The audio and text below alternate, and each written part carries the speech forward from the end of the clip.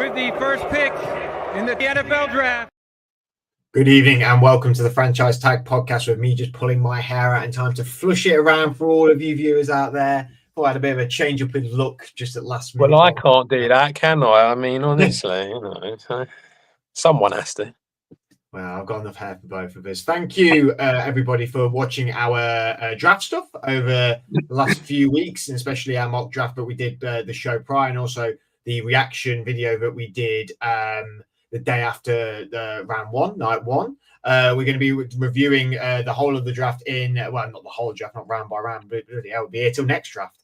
We did that. But with me and Adam, we're going to talk about review the draft, and then that'll be us done for the summer. And we've got plenty of great content come out throughout the summer as well, hopefully, if there's any training days or anything like that. But we will be going to any interviews that we do. Hopefully there'll be some fantastic stuff as we go through the summer. But thank you. I think, firstly, thank you for all your support throughout the season and the postseason as well, whether it be on YouTube or on our social media channels or in person, face to face. It's always been great meeting everyone who's a like-minded NFL fan, and that's pretty much what we are, like-minded. Well, we're NFL fans. We're not exactly like-minded. We tend to go against the curve sometimes. Well, yeah, it'd be boring otherwise, wouldn't it? So where's the fun in doing the same as everyone else? Well, the first thing we've got to say that was against the curve was everyone's adoration and love for Shedeur Sanders pre-draft. And one particular person on this podcast said he did not get it, did not make sense, don't see it, don't want to see it either, to be honest. And that was you, Adam. As we talked about on the direction for night one, with Shedeur Sanders slipping out of the first round, it became sort of apparent this guy could be picked 3 or undrafted. That's how bad it felt. And he fell and fell. He did. He fell all the way to the 5th round, getting drafted by the Cleveland Browns. The quarterback went 144th in the 5th round in the draft. Firstly, Adam, I mean, one surprise was that this was the second quarterback that Cleveland picked on the night, which was Dylan Gabriel before from Oregon. Am I right? Yeah, Oregon. I know that's true because Sky goes on about him all the time. Who's in Oregon? Yeah. But the slide out of round 1 and then just the tumble from day 2 to round 2 to round 3 on the day 2 and then day 3. And me, you, and Andrew were together this weekend. We came to visit you, and we were sat. I mean, it was very late in the afternoon that suddenly he got picked, and we kept an eye on the draft the whole time we were together while watching the Villa Palace game. And we kept saying, "Oh, well, is he gone now?" And Andrew just kept sitting there going, "Nope, no, he's not gone yet."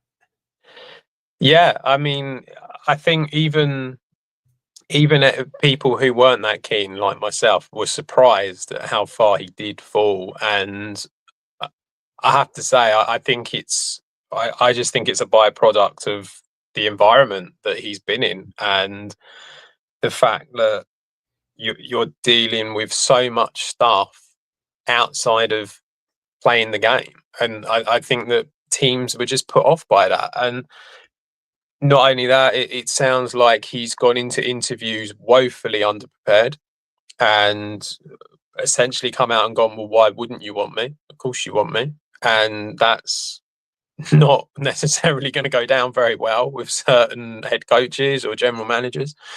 And, he's had things like arrogance leveled at him and just not really taking it all seriously. The fact that the NFL is not his number one priority, that he's got lots of other things that he wants to do in his life, which, I think a lot of people would say is fair enough. But obviously it's kind of like when you're asking for a job, you've got to kind of curtail to what they want. You're well within. You're right. Everyone has jobs and has more interest outside the class 1. Us here, we both have regular jobs, and this is our passion. This is our thing we like to do, and and you're allowed to do that. But not that I know what salary you're on, but we're not getting paid millions and millions of dollars a year, neither of us. And that matters. It matters when you put that much money into it.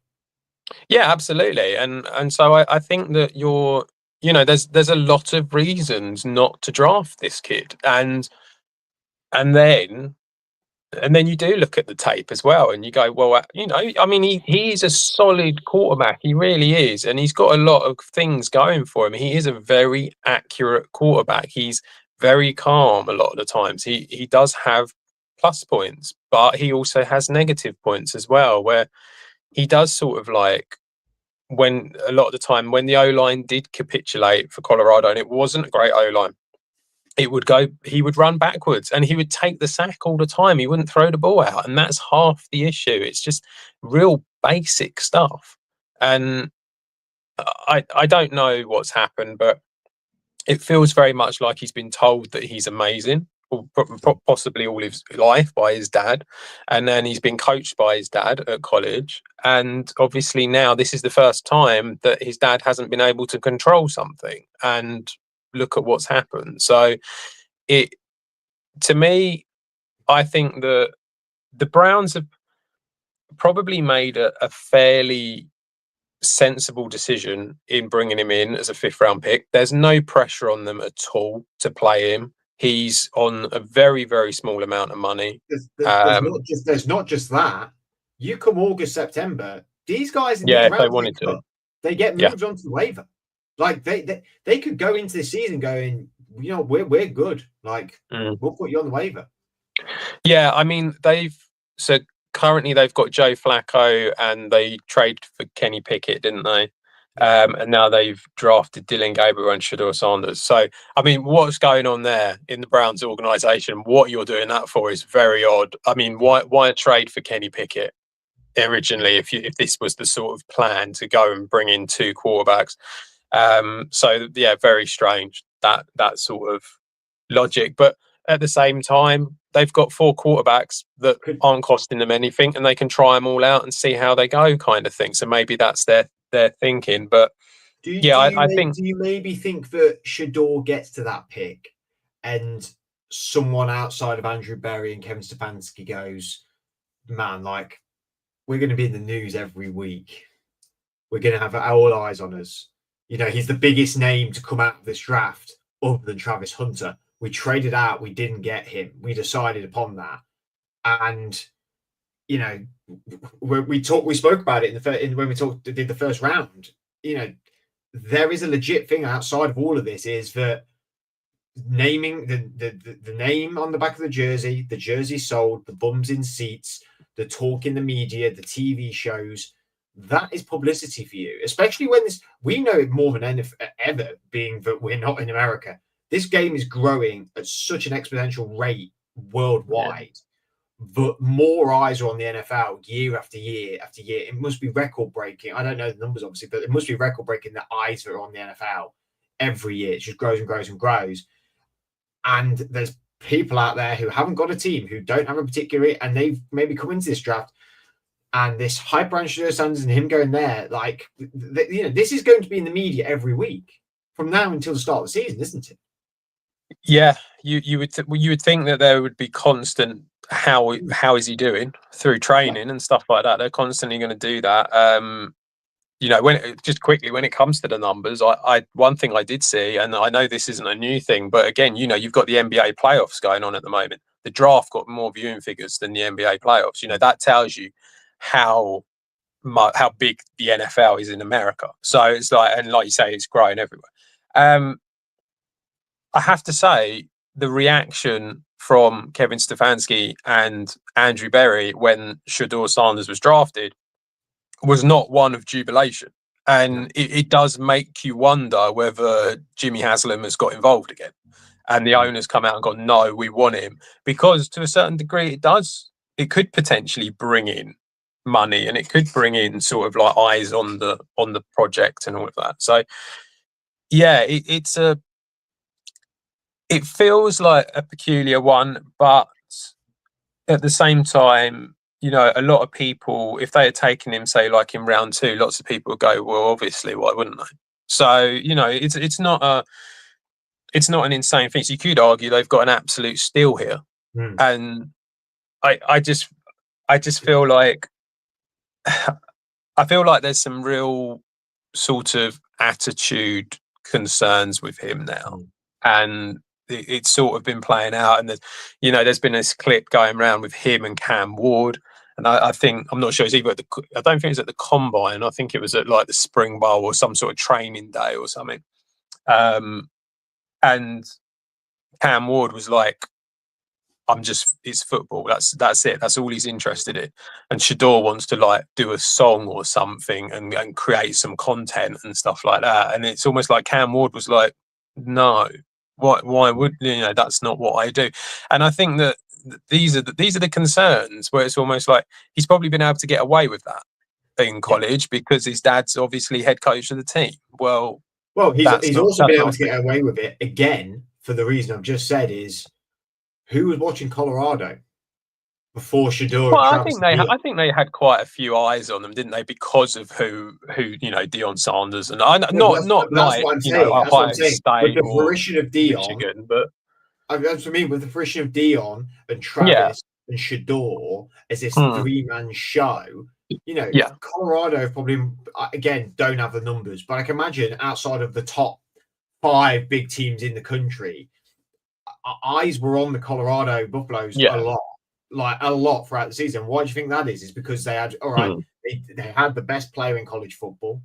They had Shador Sanders and they got Deion Sanders. And again, it's that thing of, it's not just the football. It's not just the results on the field. It's about, especially for college, especially for college, because college, they need all the money they can get to build bigger programs. And how many kids are looking at Colorado?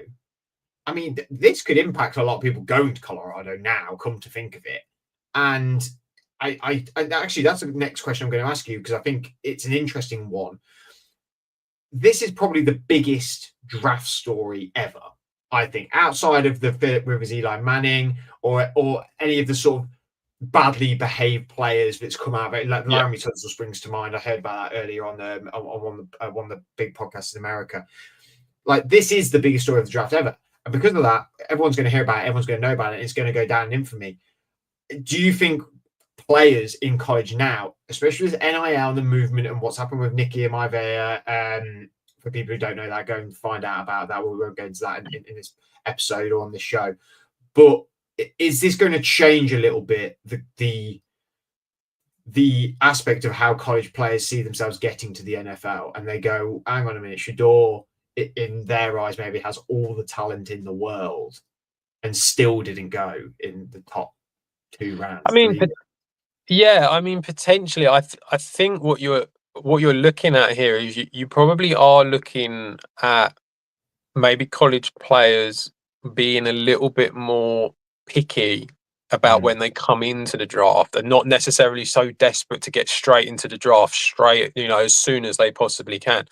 I mean, one example that you've seen from this draft week is that Quinn Ewers, who went I think he was a 6th round pick to, was it Miami? I think he went to. I know he was quite a late one. Where is it? Yes, he went. It was definitely to Miami. He went 7th round pick to Miami. He, in theory, had the ability to get $8 million through NIL, where he could have transferred from the team he was on to another. He decided not to do that. He went into the draft and he's now a 7th round pick. So he's getting paid peanuts compared to what these guys get, the big guys get paid. And I think that in itself is probably going to become a bit of a cautionary tale as to why do you want to go to the NFL that quickly when you can play another season at college and you can transfer from one team to another that way. Now, not everyone's going to be able to do that. He is a quarterback, so he's kind of, in theory, obviously they get paid the most, so it is a little bit different. But yeah, I think there's going to be a few of these different examples of this, and like you say, with the Nico Iamaleava one, I think part of his concern was that he wanted more money. He was after more money, and that's why he's transferred and gone to UCLA. He hasn't got it, but that was the hope. But also there was a concern that Tennessee don't play NFL standard football, and so if that's happening, he doesn't go in the first round, or he drops, and you end up with a sort of like what happened to Hendon Hooker, who came from Tennessee, and you've dropped into the second round and you've been picked up by the Lions, but you've never been played. And I mean, he's barely done anything in the NFL, and so there is a concern here. But I think that you do have to maybe be a little bit more careful and a little bit more selective as to when you come out of college now. But I do think it is predominantly a quarterback thing, though. I mean, the problem is with this story, it doesn't feel like Brock Purdy or Tom Brady. They weren't in the headlines. This feels more like Johnny Manziel than it does. Yeah. Well, so I mean, only time will tell whether Shedeur succeeds in the league and what he does. And, success comes in different elements as well. Like I said, if he is wanting more different things in life, being a backup on a solid team. Kenny Pickett took the final knee in the Super Bowl this year, and he didn't contribute anything to the team all year, and still was a Super Bowl champion. So what do you want to be on a team where you ride the coattails and become a Super Bowl champion or a playoff team, or do you want to be the guy that takes a team to the playoff or the Super Bowl? I mean, it's going to be hard. It's going to be very hard, but that's been the criticism the whole time, and it's only really been the draft where I think we've suddenly started talking about the criticism a lot more. Because you flip it over to the other side with Travis Hunter,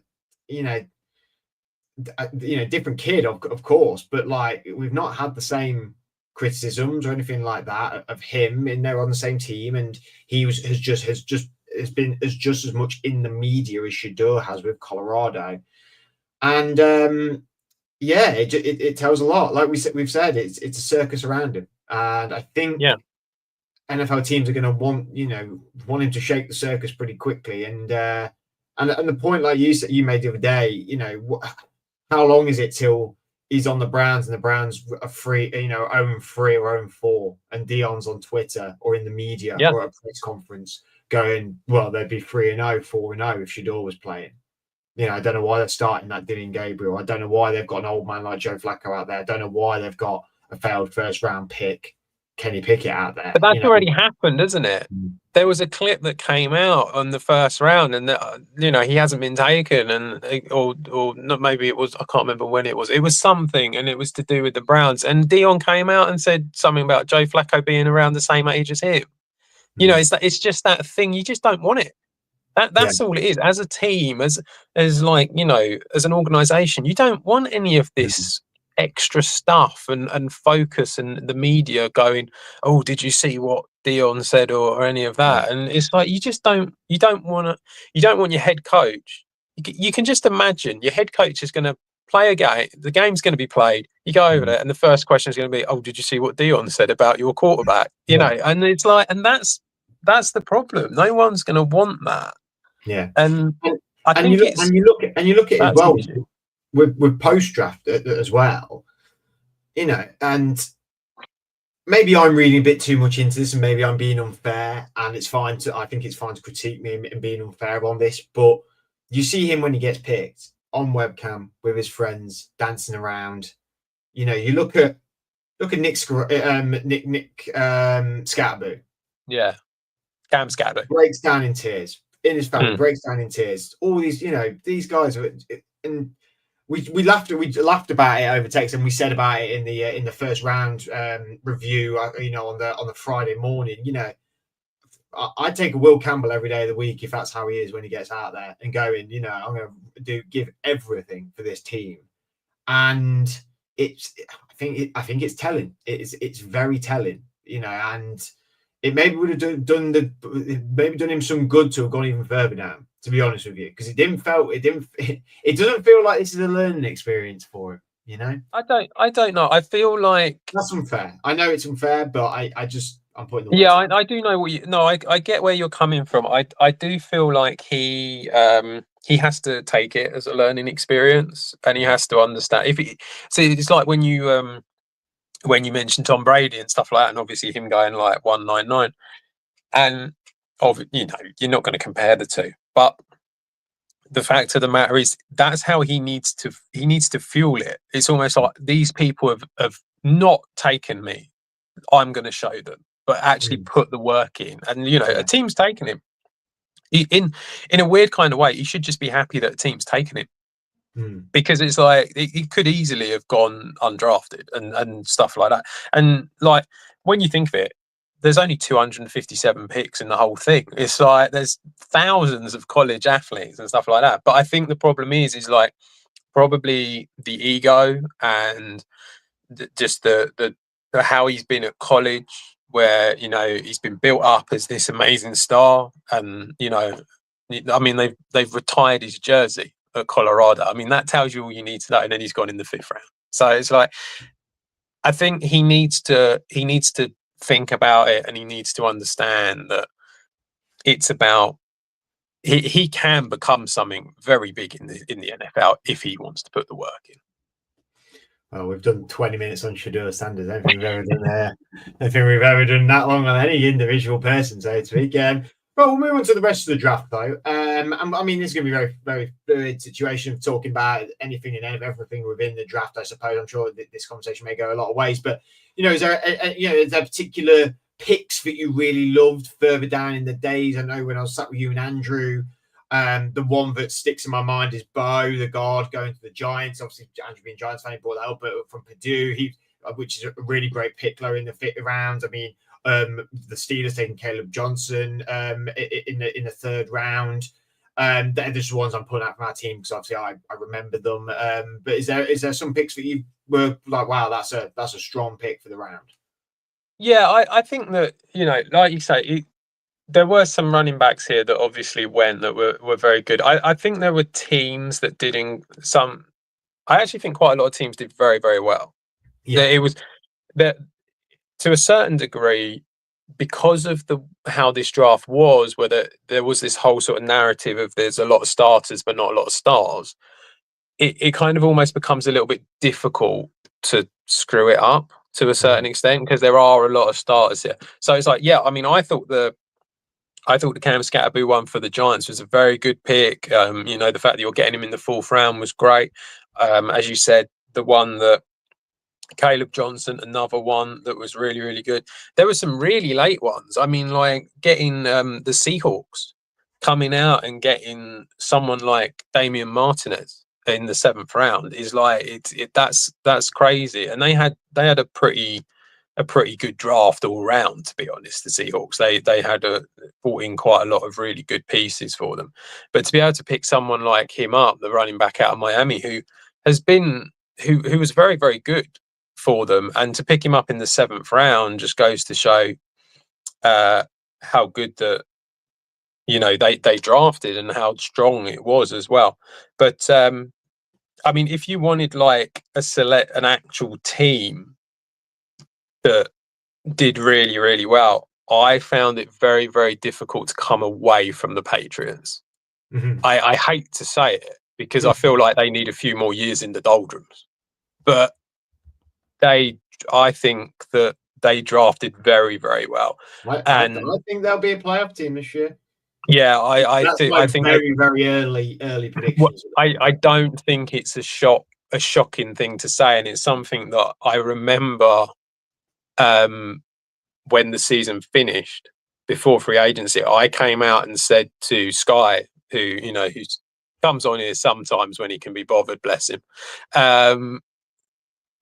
I said to him, "You're not far off because you had a lot of money in free agency."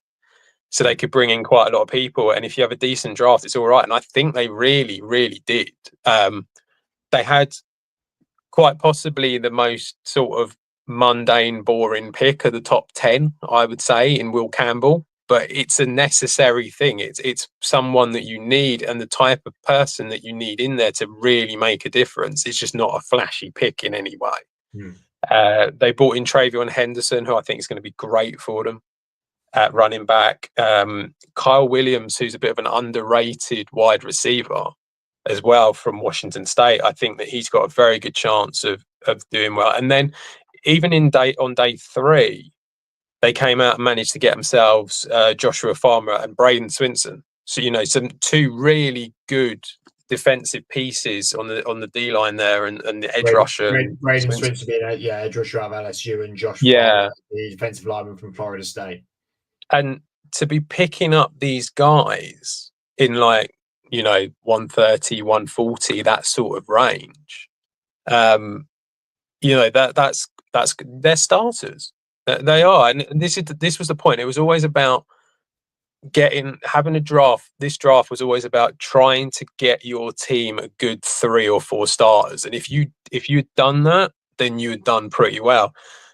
The Patriots have got a good, I reckon, 5 or 6 here that could start. Yeah, really good. I mean, Jared Wilson out of the center out of Georgia, another one, round 3 pick. He could start. You know, they got some real talent here, and they did really, really well. And as you say, when you look at that division, you look at how the Dolphins are doing at the moment, and they're in a bit of turmoil. And you look at the Jets, and they haven't really done anything fantastic. I mean, they were okay, but I wouldn't get too excited about them. Well, the Jets is the wild card, isn't it? Whereas I feel like we know what the Dolphins are. Yeah. The Jets could be anything at this point now. We just really don't know. The Bills are here to stay. We know that. Yeah. And we have it every year where 3 teams who got into playoffs don't, and 3 teams that didn't make it get back in. And I just look at, you know, the money they spent. I think they were a little bit wiser with their cash this time than they were under Bill Belichick about 4 years ago when they went out on their spending spree. I liked it a bit more. I did say at the time, though, with the Belichick ones I went, they're all quite shrewd and quite interesting and could be like really, really good. I just was like, well, I don't really see the point in bringing Hunter Henry and Smith, the tight end, Jonas Smith at the time. They brought like them to. I was like, well, I don't get them sort of moves. Whereas, okay, there weren't all big flash moves by them this season, but again, shrewd, interesting. Again, under a new coach, again, a wild card. The only wild card we don't have for them is I think we all are in a very much collective agreement is their quarterback can play. He can play. Yeah. And it's just now about figuring the rest out, isn't it? You know. Well, it was all about that. These were what the picks were. Certainly the first 4. Anyway, it was all about giving him either weapons or protecting him. You know, you've got a center, you've got arguably the best O-line guy in the whole draft as well in Will Campbell, and then you go and give him a running back and a wide receiver. So the top 5 running back in this draft, and top 20 wide receiver in this draft, would you say?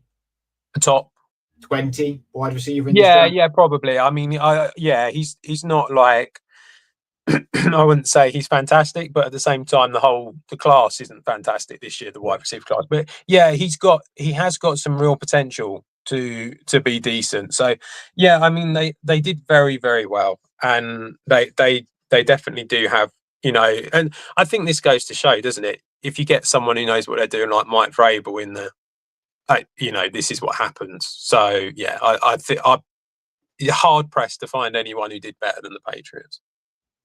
Can you tell me who you think the worst team was?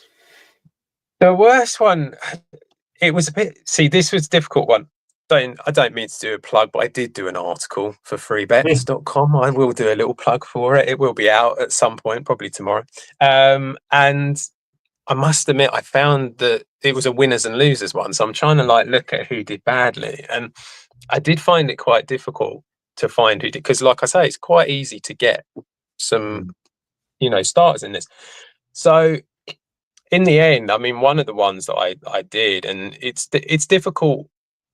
On the face of it, it looks okay. But in reality, when you actually dive into it, I did feel that the Falcons didn't have a particularly great draft. So firstly, they took Jalen Walker in the first round, who is kind of this linebacker edge rusher hybrid, and he's kind of good at both, but not great at either. Yeah. So I found that a bit strange because they needed the edge rusher there.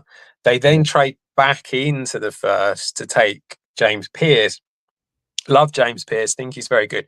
Little bit odd that they've taken 2 sort of edge rushers who are both under 250 pounds.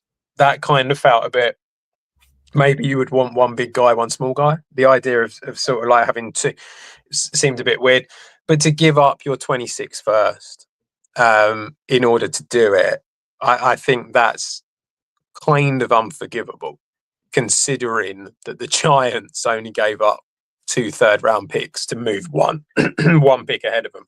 So I think that's difficult. You look at what else they did. They brought in Xavier Watts. They brought in Billy Bowman. They're both safeties.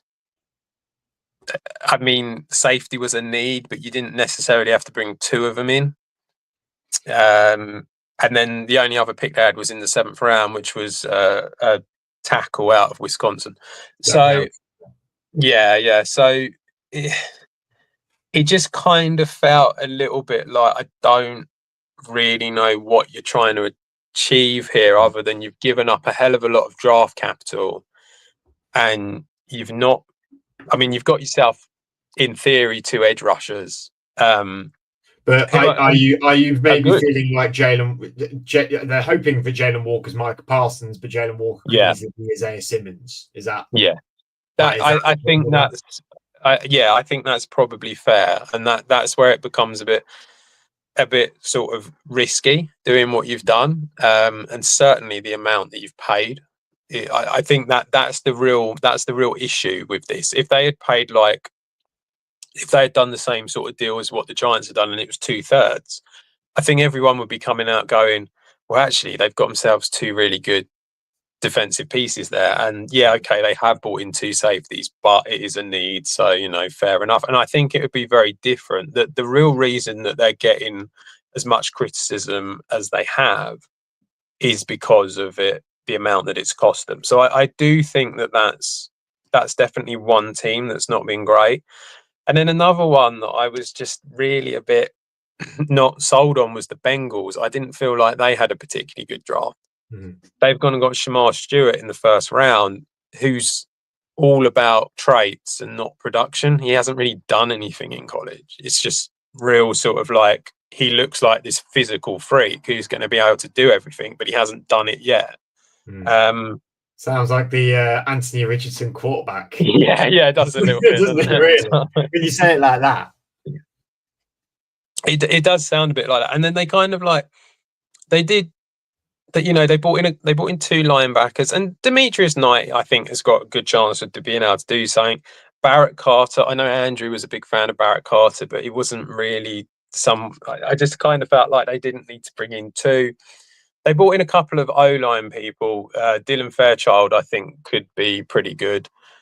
But a lot of these guys are they're not for this year. They're kind of they're project type players. And it just kind of feels a little bit like, so you've just left Joe Burrow and the wide receivers to sort of try and do it again to get you back. And it just, that kind of felt a bit like, oh, you could have done a little bit more to sort of help a bit more and starters now. And the one guy who arguably is the starter now is Shamar Stewart, who hasn't really had much production in college. So if it didn't, I don't know, it just felt a bit projecty rather than, established starters. Would you say with both of them teams is that one, the Falcons giving away their 1st round pick next year, but hang on, you guys are in a bit of a multi-year rebuild here. This isn't, you haven't moved up to get these players and then suddenly you're going to be a playoff team, or maybe go, that is the problem, isn't it? As well. And then with the Bengals, you go, yeah, your team should be there on paper, should be there. Offense is there, really. I mean, I think they could strengthen the row line still some more, and I'm not totally their running game I'm not totally sold on at all. And then you go, well, your defense let you down considerably last year. Not a little bit, a lot of it. You're not in a position either to be sort of taking chances, I suppose. You should be taking some sort of sure bets, I suppose. Yeah, I think that's fair, and that's where it's a little bit like I say, when you look at the defense and what they've brought in 2 linebackers and a D lineman. There's no corners, there's no safeties, where they struggled there as well. Yeah. Shamar Stewart doesn't have the production, so it is a little bit of a concern. I think I like Demetrius Knight. I think you could probably put him out there straight away. Barrett Carter, I'm not so sold on about being put out straight away. And they did bring in a couple of O-line guys, but none of them are like. There's no names there. There's no one that you would consider. Oh, these are solid starters. And I think they've just kind of. I think they would have been better if they had kind of gone O-line first, because a lot of the O-line guys went early. If they had gone O-line first and then pick 49, you could have got an edge rusher. There were still guys out there. And sort of done it in that way. And then you've got a linebacker like later on in Barrett Carter. And it kind of like just felt like they didn't quite get it right. Well, hindsight is, yeah, absolutely. Right, yeah, like you go, well, you can analyze it differently. Yeah. Do they take? Someone take the edge rusher you wanted? Did you have any of them? Weren't in the room. What was their board looking like with Shamar Stewart there, out and out number one? Knowing they would never get Abdul Carter. So there's a lot of variables, isn't there? A huge amount. Yeah, absolutely. I mean, hindsight, obviously, you can see it all here and be like, well, if you'd not done that and done this, and you could have taken that guy and he was still there. They didn't know that, so obviously, it is different. But yeah, I just kind of felt like I think what they've done is they've gone out and got themselves guys who I'm just not 100% sold on are going to be starters straight away, and that's the big concern. As for the Falcons, I mean, the Rams must have been laughing their head off.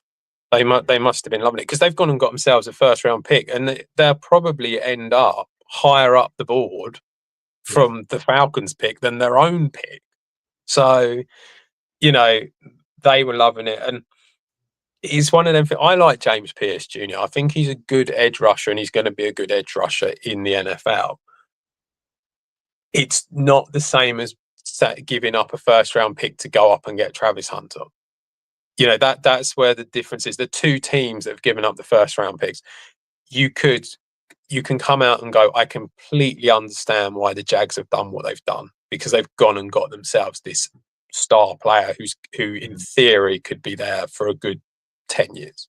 And the Falcons have gone and got James Pierce, who you hope the same would happen with him, but there are levels, and I just don't think he's near that level. I mean, it would have to be like going up to get Abdul Carter would be the same as going up to get Travis Hunter. And I think that's where it's just like, no, you've overpaid so badly and just completely missed here completely.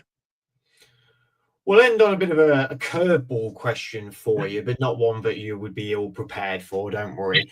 Were you a little disappointed in the following days after the first round that we didn't get? We did obviously get trades, but there were so many rumors of players being traded in the second round. George Pickens, AJ Brown, they were like big name players were starting to get rumored that are being moved on, like they are every draft day, to be fair. Yeah. But we have in history now seen it. It's become a lot more common in recent times for a notable name, AJ Brown, Hollywood Brown for that matter as well. Like, it has become more notable. Were you quite surprised that there wasn't as much movement in terms of sort of player capital, I suppose? Because there's always loads of movement, but it's always tit for tat. It's always a bit unforgettable.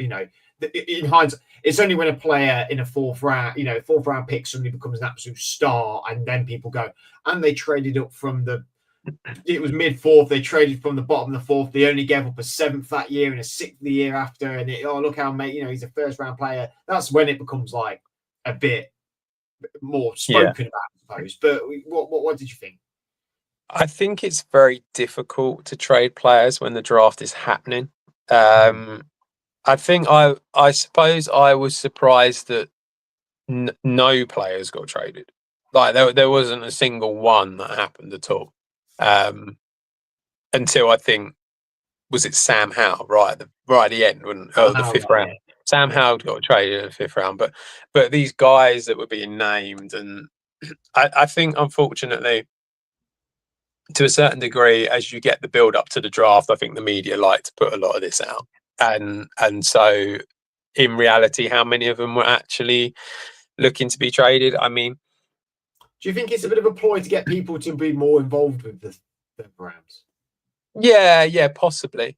You might find that there's a bit of that involved in it. I mean, when you think about it, one like the George Pickens one, where everyone's coming out and going, "Oh, George, George, they're looking to trade Pickens," and it was funny because as soon as DK Metcalf came in, it was like, "Oh, they're looking to trade Pickens," and you do sort of think to yourself, why?